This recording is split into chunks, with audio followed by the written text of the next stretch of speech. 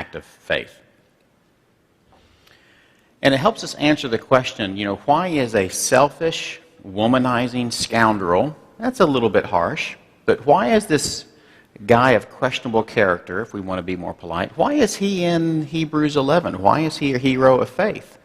I didn't really see that in his life until the very end. And if you remember, we talked about how the Philistines had taken everything away from him, and he was at his lowest point. He was at his weakest point.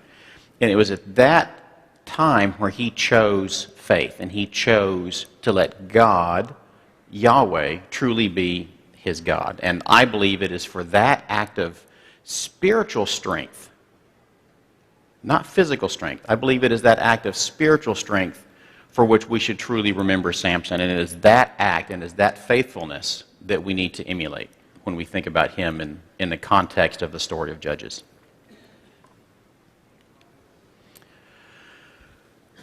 We're going to cover chapters 17 and 18 today, and it's the beginning of the prologue. And let me just very quickly go back to something we talked about in the first 1 or 2 weeks about the general structure of Judges, just so we can reorient where we are. It's good to refresh our memory here. So, we talked about the book of Judges really has 3 primary literary sections. The first section is in 2 parts. And it's the overview of the time from Joshua up to the monarchy, and it gives you 2 different perspectives, a human perspective and a godly perspective. Then we spent several weeks in the main body, and these are the familiar characters that we typically tend to read and study about in the book of Judges. And it also introduces us to this cycle, and we talked about that a number of times. We're now starting the 3rd section, which is the epilogue, and it covers chapters 17 through 21. And it also has 2 parts. So there's kind of some symmetry in the structure here as we think about it.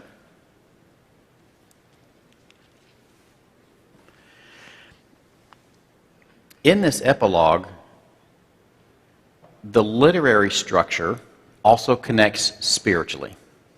Right? So I believe that the author laid out this book with intent and purpose. And part of that was to make sure we have a spiritual theme that goes all the way through this book. And we really begin to see that come together as we get in to the epilogue. And in fact, the key linkage I want to make at this point is that the events that we're about to study in chapters 17 to 21, they really need to be read in the context of something that we covered in chapter 2. In Judges 2, verse 10, we're told that after that, so this is after they've come into the promised land, they've conquered under Joshua, and he's passed away. After that, the whole generation had been gathered to their ancestors. Another generation grew up who knew neither the Lord nor what he had done for Israel. That's the scene set for everything that we've been reading.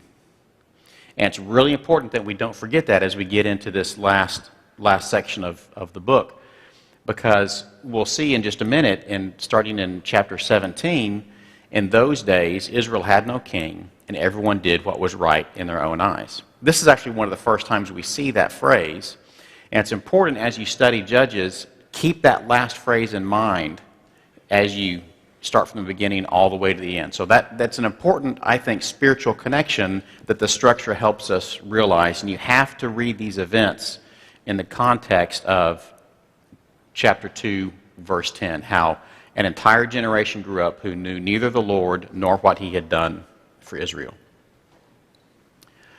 We may also tend to read these chapters chronologically. We may think they're chronological because of the way they're laid out in Judges. And they're not. And it drives me nuts as an engineer. I just want everything to be nice and linear. But no, this book is really kind of circular, and you need to keep that in mind as you're reading. And I'll address some of the chronology a little bit later, but thematically, what the author is trying to draw out for us is that theme of you have to do what's right in the eyes of the Lord. If you're doing what's right in your own eyes, you're not doing what's right in the eyes of the Lord. And that's really the key theme that we see now become highlighted as we get into the epilogue.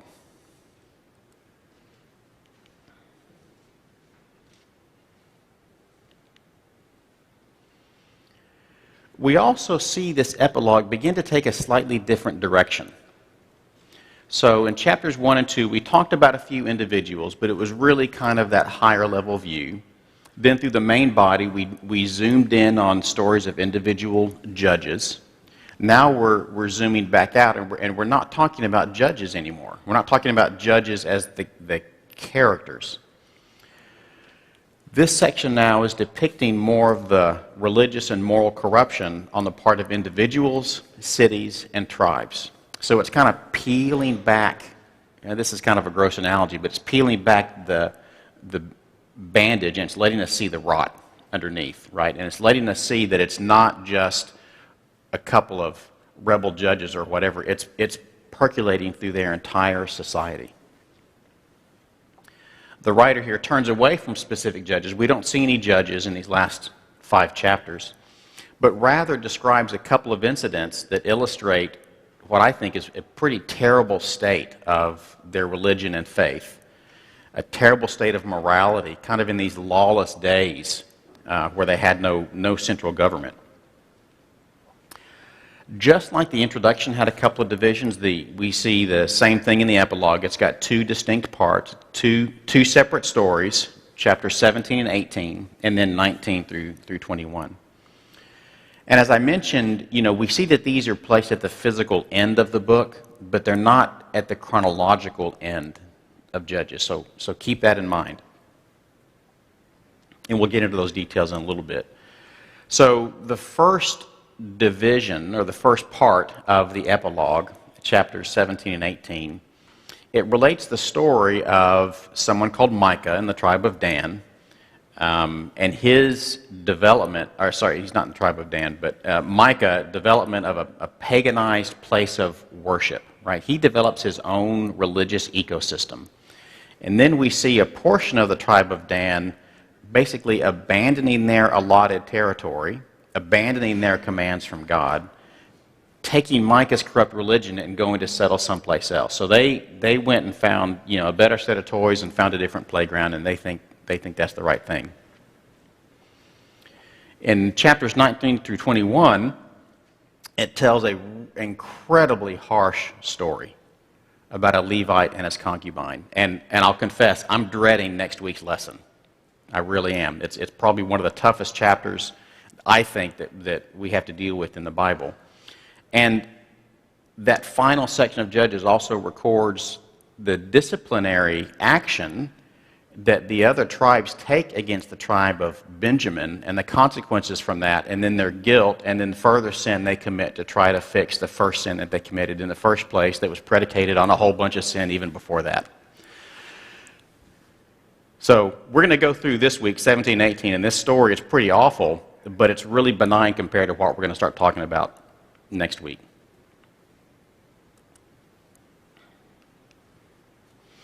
So chapter 17. So let me start off with a little bit of a summary, and then we'll kind of go through the key points. So chapter 17 opens, and it's kind of another one of these, I think it's just kind of another weird passage in the Bible, and Micah has stolen a bunch of money from his mama. Okay, that's not smart on a whole bunch of levels, okay? He returns the money after she hears this really fearsome curse that she lays out on whoever the thief is. And we could have a really great conversation about whether she knew it was him or not, and I think that's interesting but not necessarily relevant. So Micah steals all this money. He returns it when he hears the curse that she puts on it. She now is like, oh, I've just cursed my son. You know what I'll do? I'll just turn some of this money into an idol, and that'll help fix the curse that I've laid out. I'll try to remove the curse by making an idol.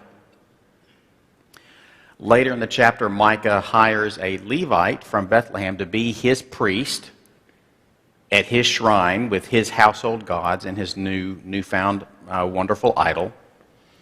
And what we're seeing here is that God, with a capital G, is not their God. Money is their God. Money drives Micah to steal. Money drives the mom to curse. Money drives them both to now turn some of that into their own God. And I think, well, I don't think there's a really subtle point that if you don't spend some time reading the Hebrew and the commentaries, and I don't speak Hebrew, I don't read it, I cheat, and I use Google a lot. But when you go into that and you look at what the mother actually says, when she says, "The Lord bless you," when the son returns the money, then she says, "Hey, let's take this money and turn this into an idol and a carved image." The word she actually used when she says, "The Lord bless you," she's using Yahweh, right? So that's God's personal name. And you think, all right, she's got it together. But then when she talks about making an idol, she uses the two words in Deuteronomy that talk about the command against idolatry for idols and the curse of idolatry against graven images. So you see this really mixed up view of religion, where she's invoking God's name and then almost with the same breath saying, "Let's make some idols and carved images." So it's a really bizarre exchange that they have. And I think it's really troubling that she's using God's name to create other gods in direct contradiction to God's command against that and his curse of what happens when you do it. It's really twisted. It is really twisted. I didn't catch that the first, I don't know, probably 3 or 4 times I read Judges. And, you know, words really mean things, and when you have time to really deeply study the words that are actually used, it can bring out a lot of meaning. It can change the meaning, right? Before I read this passage, I was like, okay, well, yeah, she's really happy, okay, and they're going to go make some idols. But when you look at the actual name of God, and then she pulls out the exact Hebrew words that are in Deuteronomy against graven images and idols as a positive thing, it just kind of breaks my heart.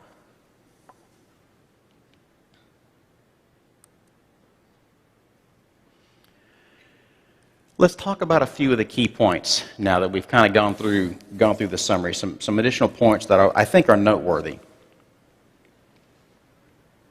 So verse 5, it describes Micah's, I'm going to call it his homemade religion. Now, they were relatively close to Shiloh. Shiloh was in Ephraim, if I remember my map correctly. And at that time, that was the center of the Jewish religion. So he was relatively close, but I guess not close enough, and he felt the need for lots of reasons. Maybe he felt it was a spiritual need, maybe it was ego, maybe it was economics, maybe it was, you know, who knows what his motivation was. But he wasn't content with that, and he wanted his own, I guess, his own religion. And so he builds a shrine. He and his mom used some of the money that he stole and returned to her to create an idol. He also already had household gods. And he ordained his oldest son as his own priest. So I guess he just went down to Walmart and bought religion in a box and brought it home and unpacked it, and there it was. He made an entire, I call it kind of an ecosystem of his own religion. And I say economic because later when you see his distress when it's stolen and the other people, the community that went with him to go take it back, it kind of makes me wonder if he didn't set up maybe his own economy around this religion. I'm just my hypothesis, but it kind of makes me wonder about his emphasis for this. And I think verses, yes ma'am. It seems to me that once you step off into making the idol, then you have to do other things that make it okay. So that's what I see that he's been doing. He gets a priest that's not a Levite, and so he can feel good about what he's doing. So the comment for those who maybe didn't hear is that when you make an idol, there are other things that need to go along with that to make it, I think the words you used were to make it okay. And that, involved a shrine, ordaining a priest who's not actually a priest, and other things like that. And so I think if your point is that it's a slippery slope, and that, when you begin idolatry, it can kind of take over lots of other areas of your life, I fully agree. And I think that's part of what we see here in this story as well. So in verses 5 and 6, it's worth rereading those because the author, he just finishes explaining about Micah, who's a thief and an idolater, makes his son a priest over his own homemade, his own homegrown religion, including the collection of other household gods and idols. After he describes that, then he lays down verse 6. In those days, Israel had no king, and everyone did what was right in their own eyes. It's a little bit of a spiritual mic drop, because he's just kind of set up all the crazy, stupid, bad stuff that Micah's doing, and then he kind of explains, well, you know, in those days, everyone was doing what was right in their own eyes. And I want to be really clear on something. What I contend with you is that if you're doing what's right in your own eyes, separate from what's right in God's eyes, you're sinning. We are called to do what's right in God's eyes. And the only way to know that is to know God. To pray, worship together, read His Bible, study, teach others, evangelize. If you're doing what's right in your own eyes, you're not doing what's right in God's eyes. That was true in Judges. I think it's equally true today. That creates a problem for us because it is the antithesis of so much of the conversation, so much of the noise that we hear outside of church. I think it's the antithesis of postmodernism because we know as believers there is truth. There is a singular truth embodied in our Lord. It doesn't belong to an individual, but every individual can have it. And my point is that any truth outside of God's Word is false, and be on your guard against that. And we should resist it like Jotham. So in the flow of verses 5 and 6, kind of another way to read that passage is, Micah did all this stuff, and they really had no clue. They were completely lost. They were off the reservation, so to speak. They acknowledged God, but they didn't really have a clue on what God was to them and who God was and how to have a relationship with Him. And again, I continue to say that Judges is one of several remarkable books in the Bible that just points to the miracle of the gospel of Christ and points to the miracle of the salvation that we can have through our participation in that gospel and the miracle of Christ and what a treasure it is that we have. So as for Micah and his mom, the people of the day, they still should have known, I believe, at least the basic tenets of the covenant, and specifically what's called out in Deuteronomy 12. In 12 verse 4, you must not worship the Lord God in their way, and he's referring to the Canaanites. You are not to do as we do here today, everyone doing as they see fit. Be careful to obey. You'll be doing what is good and right in the eyes of the Lord your God. So, I don't know if it was a matter of convenience where they forgot or ignored, or if they truly it had been so long that no one was just talking about this stuff anymore. And what we'll see is it actually wasn't that long.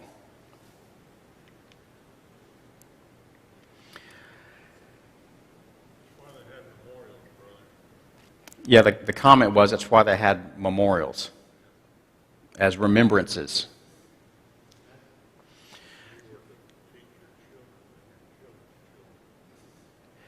Fathers, parents, and I think especially fathers have a spiritual responsibility to teach their children. And we're seeing the impacts of fathers not doing their job. Chapter 17 also introduces us to the Levite. So if I remember my Levitical commands, I'm a little bit rusty, but I think I remember correctly that the Levites as a tribe didn't have dedicated land, but each tribe was supposed to set apart cities and land for the Levites. They were supposed to be provided by the other tribes, and the Levites would take care of the priestly duties. So they should have had provisions made for them. So it's really strange that this Levite pops up over at Micah's house and basically says, hey, I'm a Levite, I'm looking for a job. It's kind of weird. That shouldn't have been happening at that time. And apparently Israel had forgotten that they were supposed to take care of the Levites. There was a symbiotic relationship that was supposed to be put in place. And it looks like that relationship was no longer working, or at least in this case, it was no longer working. There are lots of references to that. Deuteronomy 12 has some of those instructions, but it's sprinkled out throughout a number of the Old Testament books. So it kind of makes me wonder, I think it's a sign of the spiritual and religious decay that had already progressed, that at least this Levite was wandering around looking for a job. I interpret this to mean it's representative of what was happening in broader Levitical society. That could be incorrect. It could be just one rebellious Levite, didn't want to do what he was supposed to do, so he went to go look for greener pastures. But either way, he would need help to do that. And he finds that help with Micah. So this Levite was suffering from unemployment. He decided to become a religious mercenary.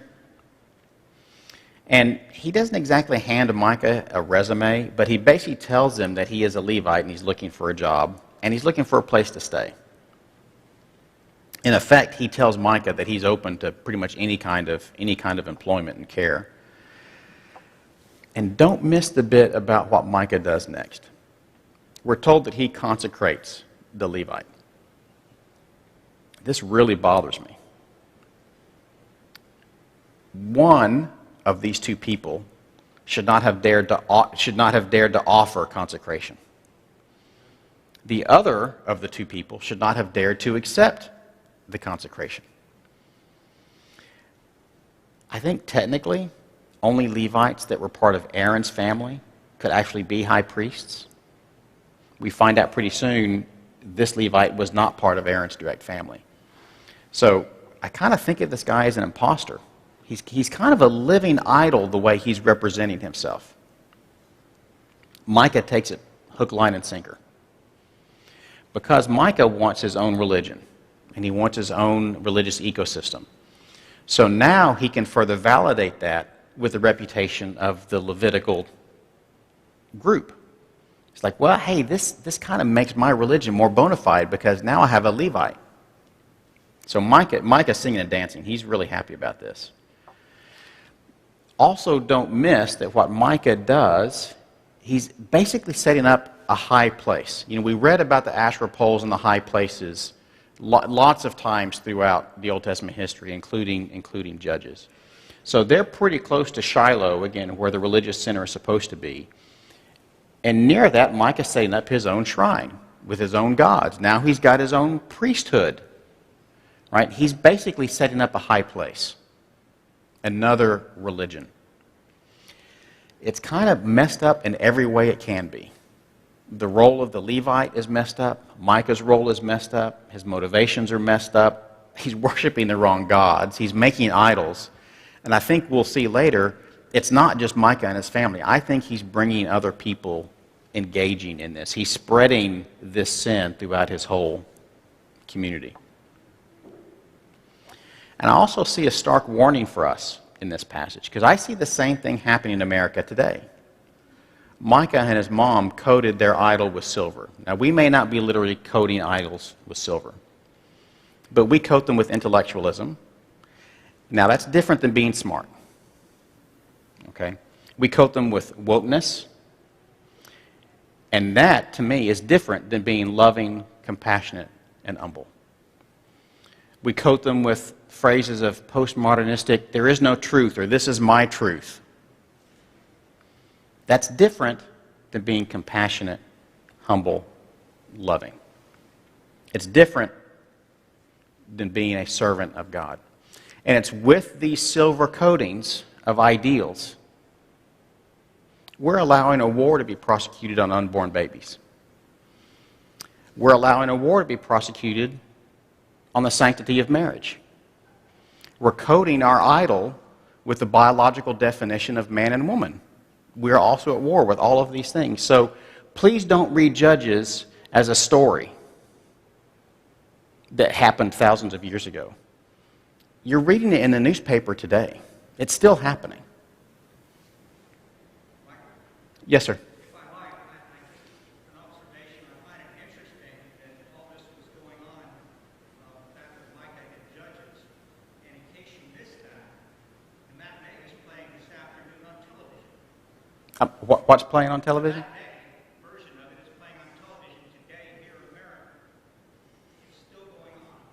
And making their own religion, they take it and redefine what right and wrong are. And if you don't agree with that, then you're shamed, okay, political correctness or identity politics. And look over in Isaiah chapter 5, and it says, woe to those who call evil good and good evil. I'm not sure what that woe means. It doesn't sound So the comment for those online who may not have heard Chris is I think echoing some sentiment that, what we're seeing in Judges is still happening today. And, we're seeing where some people are calling evil good, right? And he made a comment. Isaiah tells us that woe to those who do that. And I interpret woe as a curse in that context. So, Brother Tyrone? Then we have a similar situation with Jeroboam and Rehoboam. And Jeroboam, Rehoboam, he wanted to, Rehoboam, he didn't want to do what was right. He didn't take the word of the old man, he took the word of the young man. He devised his own religion, set up his own priest. So that's kind of what goes on when you don't want to do what God's word says. You just build something for yourself. That's exactly what happened in the divided kingdom. Tyrone's comment is reminding us of the story of Jeroboam and Rehoboam. And again, it's another example of when someone doesn't want to follow God, they kind of make their own religion, didn't follow the advice of the wise older men, followed the passionate advice of the younger men, and that caused a whole mess of trouble. Right? So this is a familiar theme. One more thing about that, the reason that he devised his own religion, he says they keep going back to Jerusalem to see what's right, then they'll follow that. So I want to put a little here where they don't have to go. Don't come to the assembly. Don't be a part of these things. The follow-up comment was around the reason that Jeroboam makes his own religion is because he didn't want his people going down to Jerusalem. He wanted to keep them closer, didn't want them to be a part of that assembly to find out what was right. He wanted to be the focus of what was right.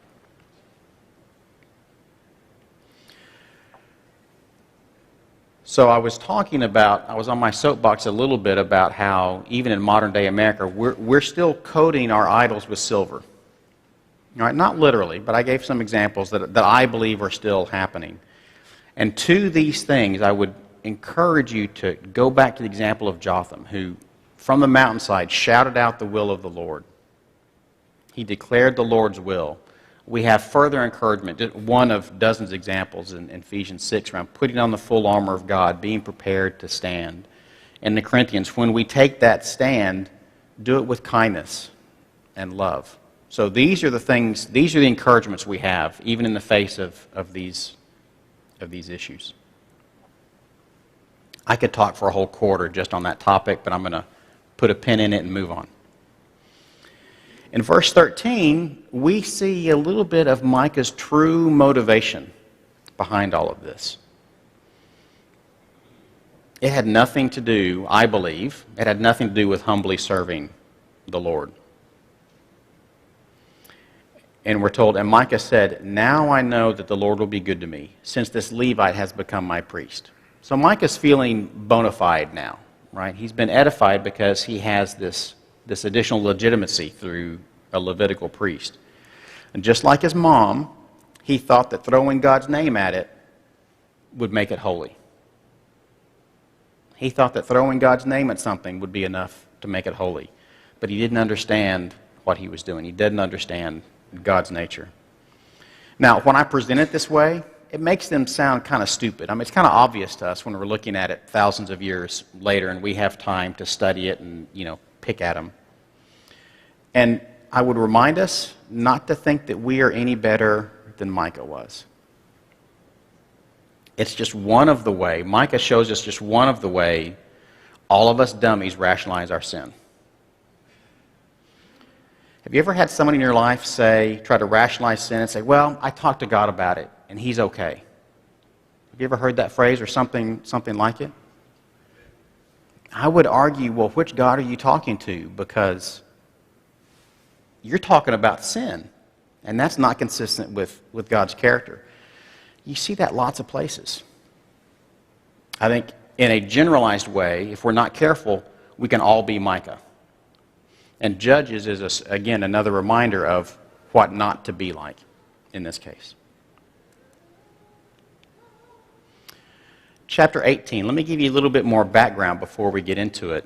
So chapter 18 actually fleshes out the details of something that we read in Joshua. So in 1947, in chapter 19, the verse 47, not the year, when the territory of the Danites was lost to them, they went up and attacked Leshem. They took it, they put it to the sword and occupied it. They settled in Leshem and named it Dan after their ancestor.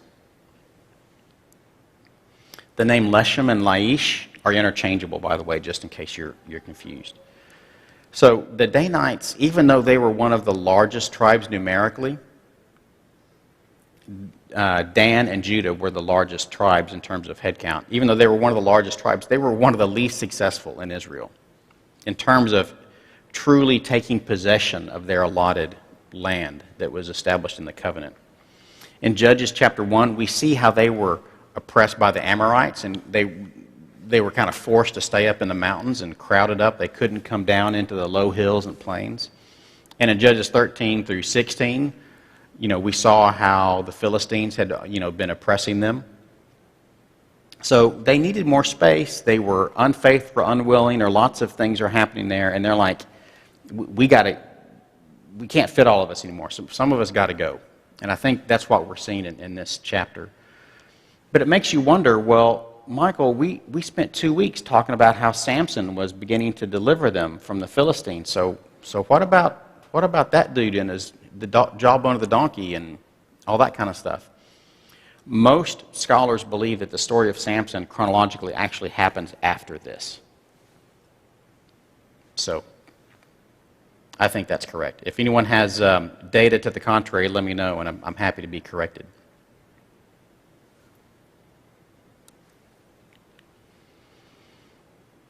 Sorry, let me go back. So because they needed more space, a portion of the tribe breaks off and they want to go find greener pastures, and that's what we see as we go through chapter 18. So to summarize this chapter, it starts off and hits us right between the eyes. In those days, Israel had no king. So right away, it's tying this theme that we see through this book. It's continuing through this story. So spies from the tribe of Dan, they meet Micah and they meet his priest. They recognize the priest's voice, which is interesting. Now, it could have been his specific voice. Maybe this priest had a distinctive accent or whatever, but these spies were like, hey, we know of this person or of his group. So they asked him to inquire for the Lord about their mission. So let's give them credit for that. They were seeking godly guidance. Unfortunately, it wasn't an actual priest, right? He wasn't in Aaron's family, but whatever. This Levite says, God approves. Go for it.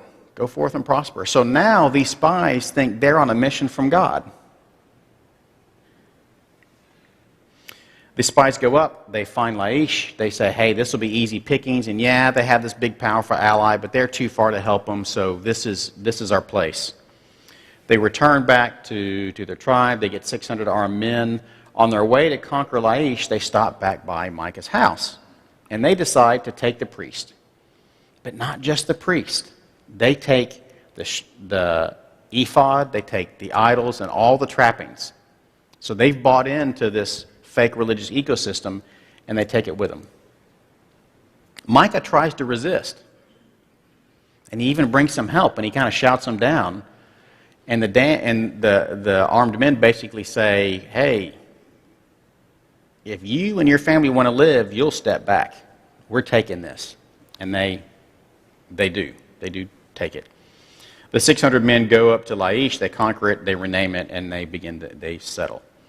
So instead of obeying the Lord and possessing the land that they had been allocated in their inheritance that Joshua had laid out for them in Joshua 19. They looked for an easy way out. They did what was right in their own eyes instead of what was right in God's eyes. And you can see from the arrow on the map, hopefully the lighting comes through okay, just from the red arrow, where they settled was about 30 miles north of the Sea of Galilee, just so you kind of have the geography in mind. So they didn't move next door. They went to an entirely different territory, to an area that had not been allocated to another tribe. So at least they were courteous in that respect.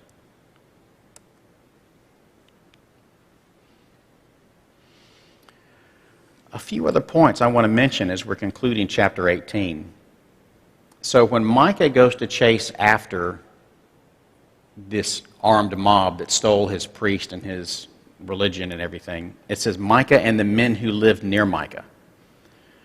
So to me, that suggests that this was a community religion that Micah had established.